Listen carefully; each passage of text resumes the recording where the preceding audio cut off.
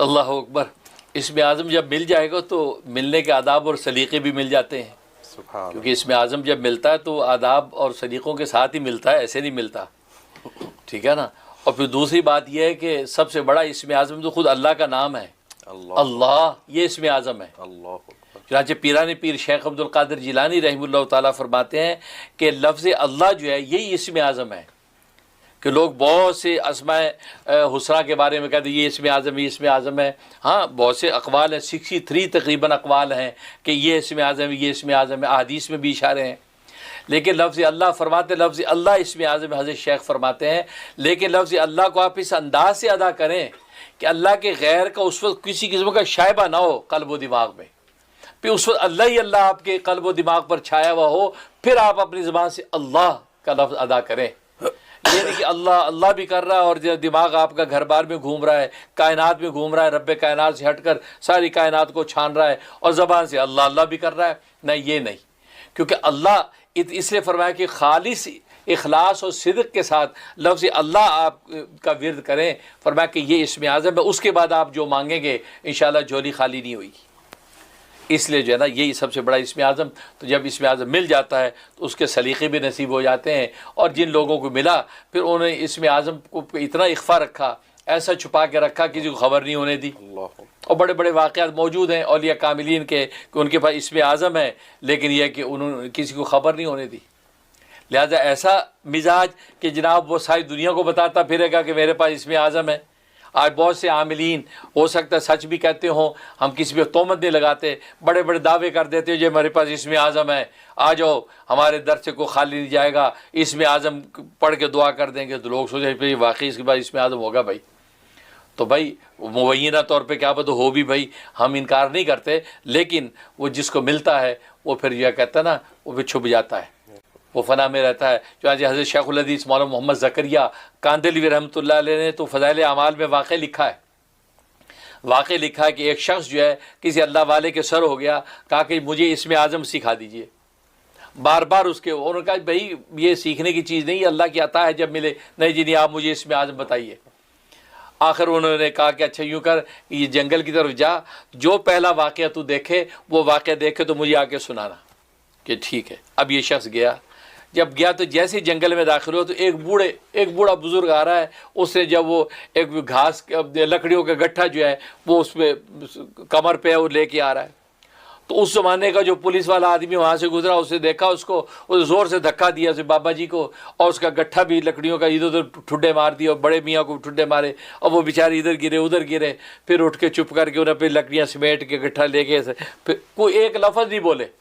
और वो पुलिस वाले ने बदतमीज़ी की, गुस्ताखी की, लेकिन वो कुछ नहीं बोले, चुप करके जो है वो गट्ठा लेके चल पड़े।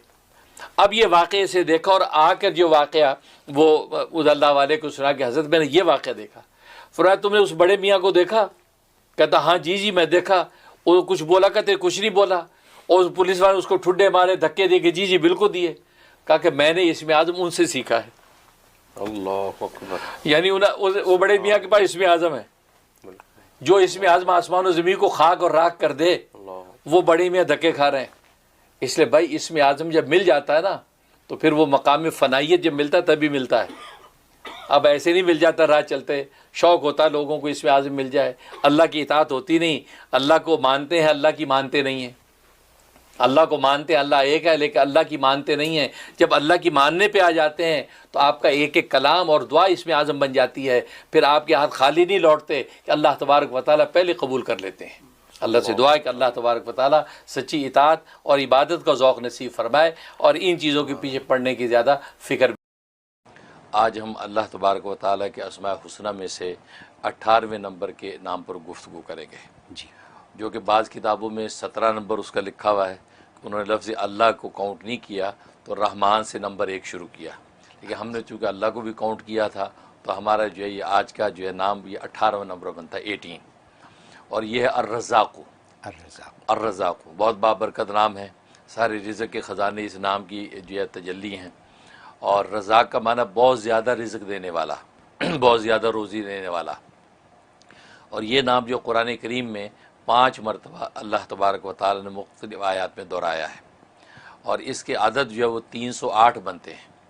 300 एंड ये वो 308 और इसका मुफरद अदद बनता है 11 क्योंकि 3 और 8 जो है वो 11 बनते ही इसका मुफरद अदद है। गोया कि 11 दिन के विरद के बाद कोई ना कोई अल्लाह तबारक व तआला का लतीफ़ा ज़रूर ज़ाहिर होना चाहिए। इंसान जितने भी सिद्क़े दिल से पढ़ेगा तो 11 दिन के बाद उसका लतीफ़ा कोई ना कोई ज़ाहिर होना चाहिए। तो ये बाबरकत नाम है। और इस्तिलाही माना में इस रज़ाक़ का माना वो ज़ात जिसने हर जानदार की, हर मखलूक की रोज़ी अपनी ज़िम्मे ले रखी है। न सिर्फ ज़िम्मे ले रखी है बल्कि उन रोज़ियों को पैदा भी करता है और पैदा करने के बाद उन तक पहुँचाता भी है मखलूक तक, भले वो मखलूक कहीं भी हो उन तक वो पहुँचाता है। और कुरान करीम में इस चीज़ का इजहार कर दिया कि वमा मिन दाब्बतिन फिल अर्ज़ि इल्ला अलल्लाहि रिज़्क़ुहा, कि रूए ज़मीन पर कोई भी चौपाया चलने वाला जानदार ऐसा नहीं है कि मगर उसका रिज़्क़ अल्लाह के ज़िम्मे है। व यालमु मुस्तक़र्रहा व मुस्तौदाहा, और अल्लाह तबारक व तआला उस मखलूक के मुस्तकिल ठिकाने को भी जानता है और उसके आर्जी ठिकाने को भी जानता है। यानी इसमें इस बात का इशारा है कि दुनिया के अंदर अगर आप अपना ठिकाना बदलें तो मुतल्लका इदारों को इतला करनी पड़ती है कि जो हमारा एड्रेस चेंज हो गया है, अब हमारा चेक वहाँ भेजें जी, है ना। तो ना करे तो वो जो आपका चेक इधर उधर हो जाएगा। अल्लाह फरमाते आपको हमें कहने की ज़रूरत नहीं है, आप जहाँ मुस्तकिल रहते वो भी हमें पता है, आर्जी तौर पे कहीं ठिकाना आप करते हैं वो भी हमें पता है, आपका रिज़्क़ वहीं पहुँचेगा, लिहाजा पहुँचता है।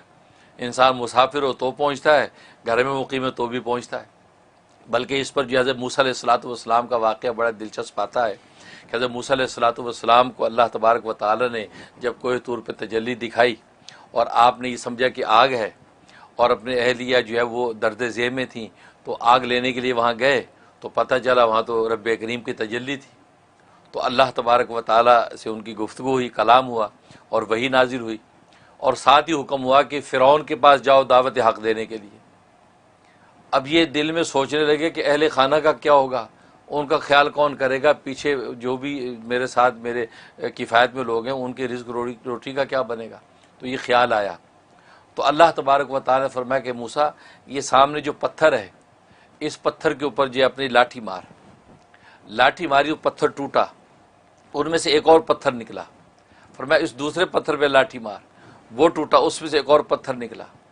फरमाया तीसरे पत्थर पे फिर मारा तो टूटा, उसमें से एक छोटा सा कीड़ा जिसके मुंह में सब्ज़ पत्ता है, वो ग़िज़ा है, वो खा रहा है और ये तराना पड़ रहा है कि सुबहान मन यरानी व यालमु मकानी, के पाक है वो ज़ात कि जो मुझे देख रही है और मेरे इस ठिकाने को भी जानती है, वह यस्मा कलामी और मेरे कलाम को भी सुनती है, वह यज़कुरनी वला इंसानी, और मुझे यहाँ पर भी याद रखे हुए है कि मुझे रिज़्क़ पहुँचा रही है और मुझे भूली नहीं है।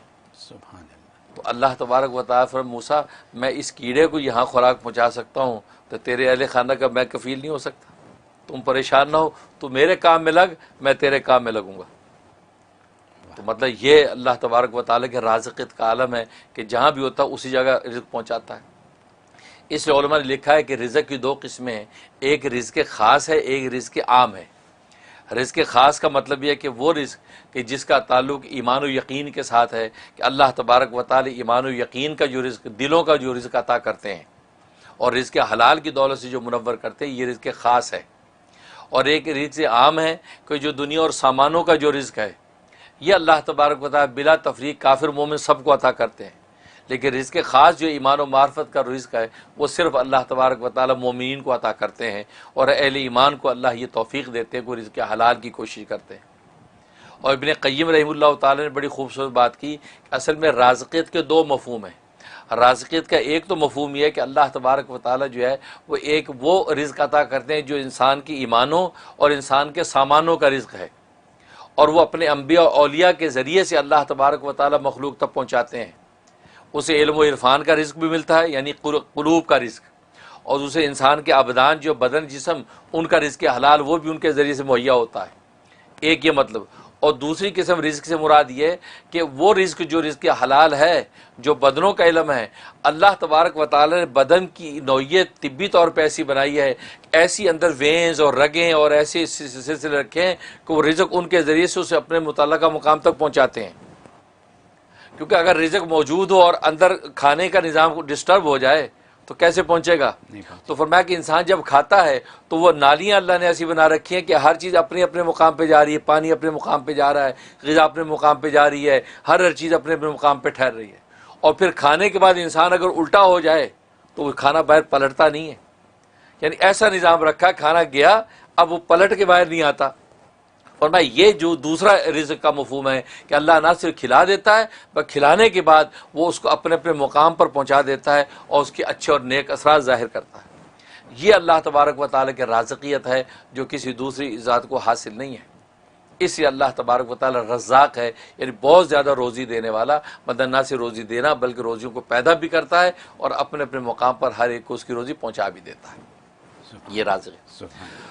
और जहाँ तक इसके फ़ज़ाइल व फ़वाइद का ताल्लुक़ है तो एक इसका फ़ायदा यह है कि अगर कोई शख्स चाहता है कि मुश्किलात और बारीक बीन चीज़ें, ख़ासतौर तालिब इल्म, प्रोफेसर और इसी तरीके से लेक्चरर, पढ़ने पढ़ाने वाला आदमी चाहता है कि बारीक बीनी मुझे हासिल हो जाए, तो सुबह उठते ही निहार मुँह, अभी उसे कुल्ली नहीं की, मुँह ही धोया, उठते ही 20 दफ़ा या रज़ाक़ू का विर्द कर लिया करें। 20 जब बिस्तर बैठे बैठे या रज़ाक़ू या रज़ाक़ू या रज़ाक़ू, बस उसके बाद अपने काम में लगे। और मैं अल्लाह तबारक व तआला उसको ज़हन को ऐसा कुशादा और तेज़ कर देंगे कि बारीक सी बारीक बात भी सुनते झट उसके नतीजे को पहुंच जाएगा, ऐसा ज़हन खोल देते हैं। ये इसमें फ़ायदा।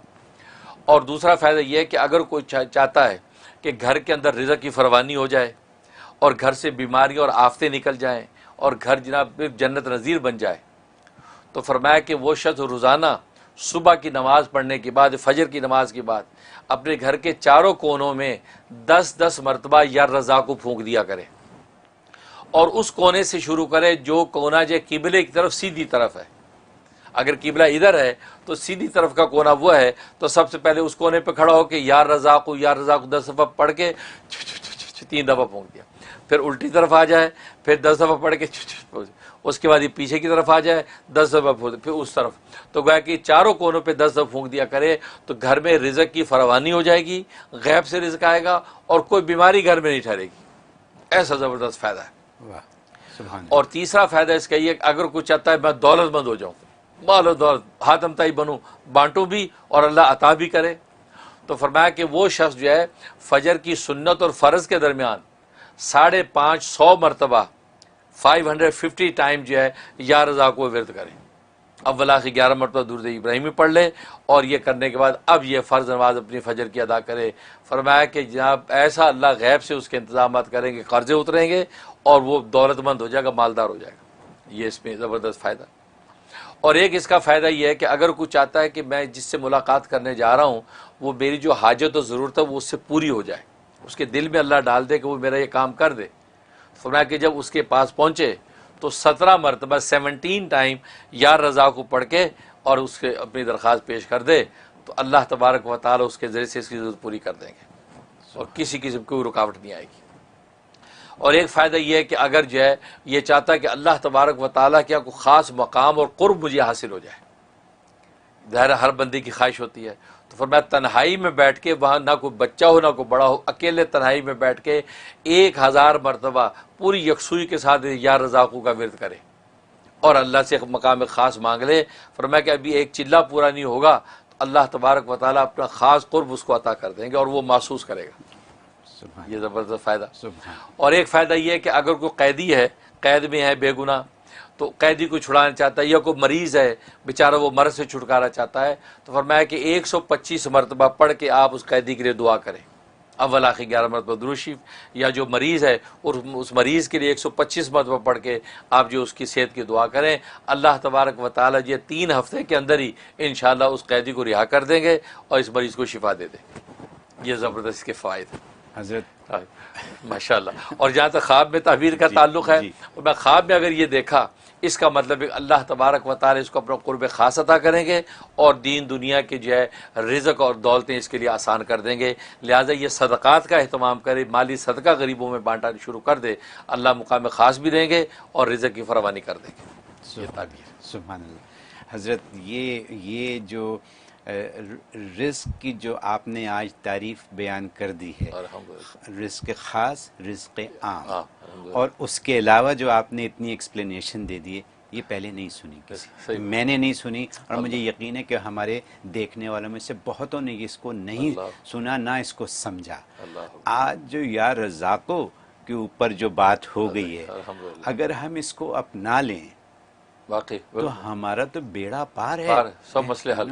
ये अगर मैं अंग्रेजी में कह दूं कि आज आपने $1 मिलियन सोल्यूशन दे दिया। सही बात है, क्योंकि अगर अगर फजर के वुजू से पहले 20 दफ़ा पढ़ लें, कितने 2 सेकंड लगते हैं, 2 सेकंड, ठीक है, वो पढ़ लें। फिर उसके बाद सुन्नतों और फ़र्ज के दरमियान 550 दफ़ा पढ़ लें, ठीक है, और फिर अपने घर के चारों कोनों में अगर आप पढ़ के फूंक मार 10-10 दफ़ा, क्या देर लगती है, ठीक है।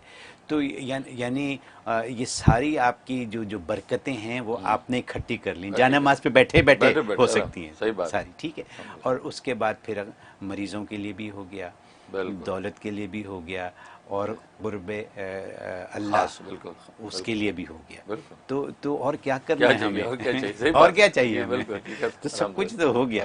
ये इतनी बातें और इतनी कीमती बातें, सुभान अल्लाह, सुभान अल्लाह। मुझे यकीन है कि देखने वाले इससे बहुत फ़ायदा उठाएंगे, मैं भी उठाऊंगा, आप सब भी उठाएंगे।